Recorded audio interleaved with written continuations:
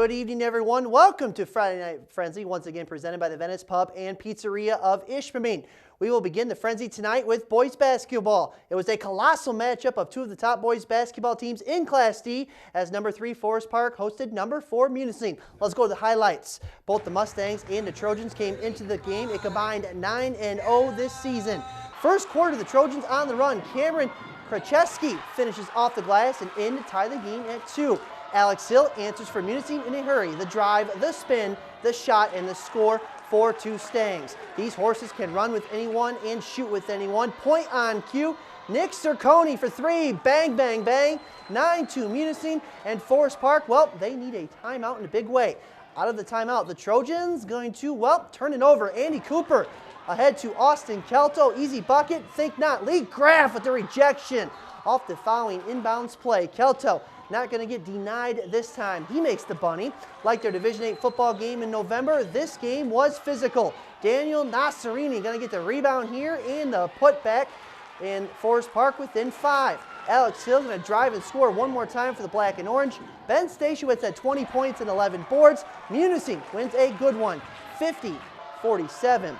To the scoreboards, Jay Laurie, the game high 21 points for Negaunee as the Miners, they win at Lance. Manistique picked up a road win as well, 46-42 over Norway. Watersmeet doubled up Uintroutt Creek 60-30. And let's go back to the highlights. The NMU men's basketball team set in on the GNC matchup between the Maroons and Redmond. First quarter, the home team on the move. Brett Beauchamp quickly ahead to Connor Brazo, who knocks down the mid-range J for a 2-point lead.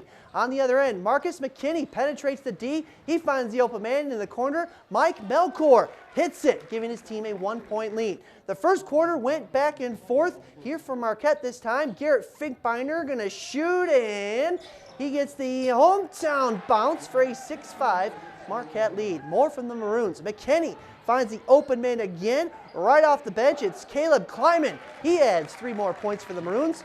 Veas Grazoulis led the Redmond tonight with 18 points, 10 rebounds. Here's 2 points there. Marquette shot 10 of 22 from downtown. They win it 58-49 over Menominee.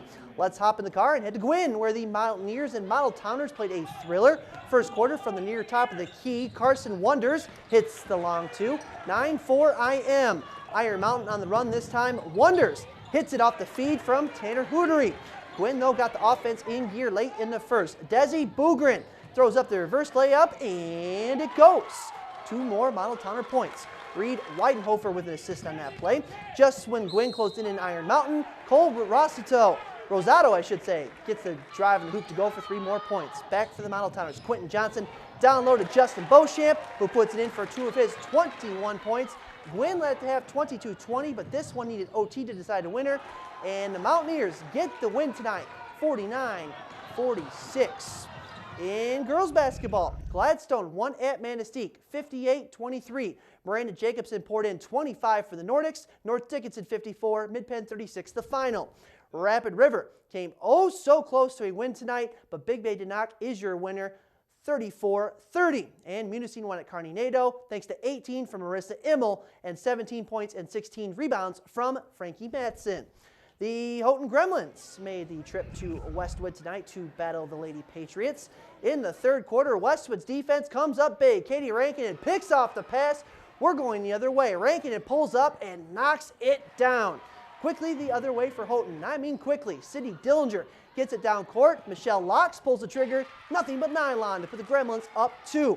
After Houghton knocked down a triple, Westwood counters with one of their own. Hannah Salmi going to tickle the twine from downtown to put her team back up by 1. Let's go to the fourth. Houghton down by a bucket. Sloan Zenner with the hook shot, and it stops. There's something you don't exactly see every day. With 3 minutes to go, the Gremlins up 2. Sloan Zenner. This one for her is going to go in this time. I promise you that. Houghton would hold on in the final seconds for the 47-44 victory.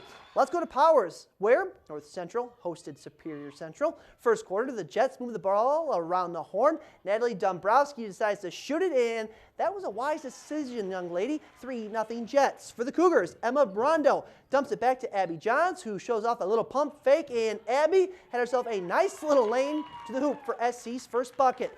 More from the Jets late in the first. Madison Wells is going to play beat the buzzer, and her shot does just that. North Central led 21-2 after 1. Now just before halftime, let's play Beat the Buzzer again. Osana Fink gonna throw it up from half court. Good if it goes, and it does. Way to go, Osana. What a shot. In the end, though, North Central took down Superior Central 59-29. In the Copper Country, Calumet held off Baraga 43-32. In overtime, it was Hancock 46, Jeffers 44. In another two-point game, it was the Purple Hornets over the Lakes 40-38. Dollar Bay won at home over Republic Michigami. And the Ontonagon Lady Gladiators took care of business at Uintraut Creek 44-25, the final there. And we have to take a quick commercial break. Up next, hockey highlights and scores from around the WCHA. That's all straight ahead on Friday Night Frenzy right here on the UP Sports Authority. You know it, ABC 10. And welcome back to the Friday Night Frenzy, once again presented by the Venice Pub and Pizzeria of Ishpeming. Thanks to Beth for coming on as a sponsor once again.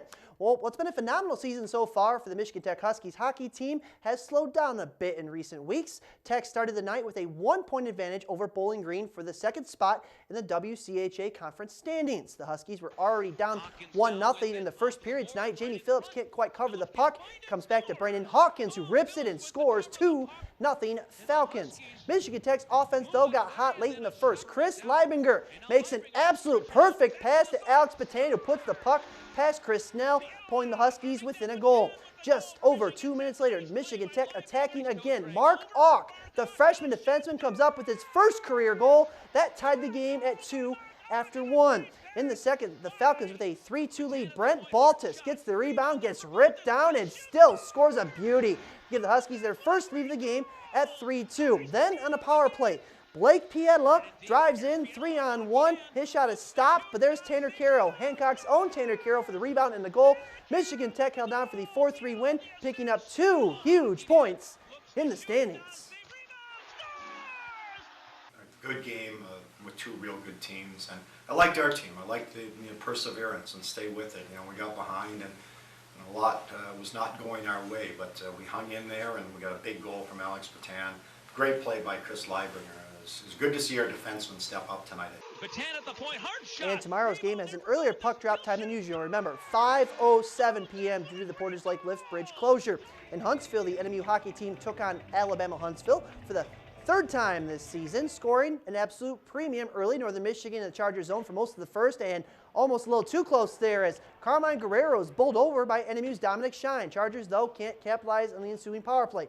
In the second period, Reed Seckel, look out! He is absolutely almost smoked there by Cody Maroney. How about that hit? No holding back. Reed Seckel, though, would be okay. Maroney would go off to the penalty box.